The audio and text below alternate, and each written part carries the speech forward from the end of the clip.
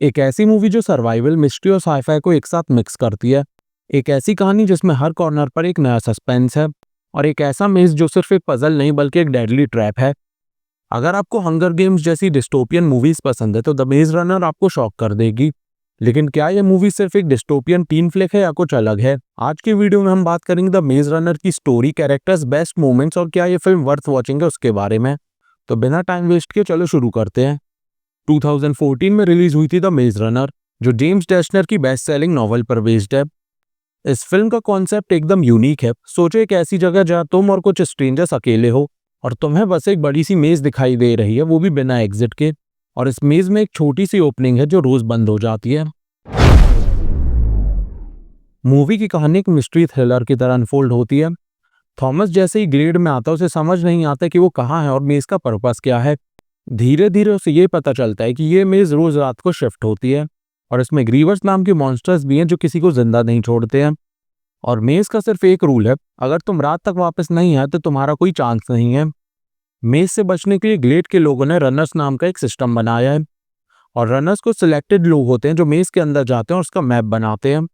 लेकिन मेज हर रोज बदलती है और एक रॉन्ग टर्न लेने का मतलब है मौत। थॉमस एक नेचुरल लीडर और वो मेज का सीक्रेट सॉल्व करने की कोशिश करता है।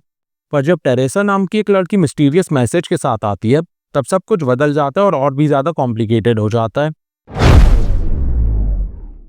अगर तुम्हें सर्वाइवल थ्रिलर पसंद है तो द मेज रनर एक रोलर कोस्टर राइड है। इसमें सिर्फ एक मेज से निकलने की बात नहीं है बल्कि एक बड़ी मिस्ट्री भी है कि क्यों इन लोगों को मेज में डाला गया है। मूवी का सस्पेंस सिर्फ मेज तक सीमित नहीं है। WCKD नाम की एक शेडी ऑर्गेनाइजेशन भी है जो मेज के पीछे है, लेकिन इनका पर्पस क्या है ये किसी को पता नहीं है। मूवी के कई ऐसे मोमेंट्स हैं जो दिल की धड़कन बढ़ा देते हैं। फर्स्ट मोमेंट है जब ग्रीवर्स का पहला अटैक होता है, तब फिल्म हॉरर मोड में चली जाती है और आपको सीरियसली डराती है। दूसरा मोमेंट है जब थॉमस और मिनो मेज की फास्ट मूविंग वॉल्स के बीच फंस जाते हैं।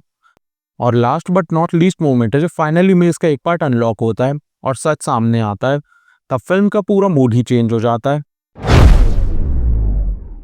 एक सर्वाइवल थ्रिलर तभी वर्क करती है जब कैरेक्टर्स इंटरेस्टिंग हो, और द मेज रनर इस डिपार्टमेंट में भी स्ट्रांग है। पहला कैरेक्टर है थॉमस, जिसे डिलन ओब्रायन ने प्ले किया है। पहली नजर में कंफ्यूज्ड बच्चा लगता है, लेकिन धीरे धीरे इसकी लीडरशिप स्किल्स सामने आती हैं। डिलन ओब्रायन का परफॉर्मेंस नेचुरल लगता है और उसका कैरेक्टर भी धीरे धीरे एक फियरलेस लीडर में बदलता है। दूसरा इंपॉर्टेंट कैरेक्टर है न्यूट, जो एक काम, लॉजिकल और सपोर्टिव कैरेक्टर है। अगर ग्लेड एक टीम होती तो न्यूट एक रिस्पॉन्सिबल वाइस कैप्टन जैसा लगता है। तीसरा कैरेक्टर है मेनो, और ये सबसे बैडेस्ट कैरेक्टर है। ये एक रनर है और मेज का एक्सपर्ट है। जब भी चेस सीन्स होते हैं तब मिन्हो की प्रेजेंस फिल्म को और भी एक्साइटिंग बना देती है। मूवी का फोर्थ इंपॉर्टेंट कैरेक्टर है गैली, और हर सर्वाइवल स्टोरी में एक ऐसा कैरेक्टर होता है जो लीडर से अग्री नहीं करता है। गैली एक एंटेगनिस्ट की तरह दिखाया गया है, लेकिन उसका लॉजिक समझना भी जरूरी लगता है। अब सबसे बड़ा सवाल, क्या इस मूवी की एंडिंग सेटिस्फाइंग है? जब थॉमस और उसके कुछ दोस्तों को फाइनली मेज का एग्जिट मिलता है तब उन्हें पता चलता है कि यह सब एक बड़ा एक्सपेरिमेंट था। मेज सिर्फ एक टेस्ट थी और उनका असली स्ट्रगल अब शुरू होने वाला है। ये रिवील एक परफेक्ट क्लिफहैंगर था जो ऑडियंस को द मेज रनर स्कॉच ट्रायल्स के लिए हाइप बना देता है।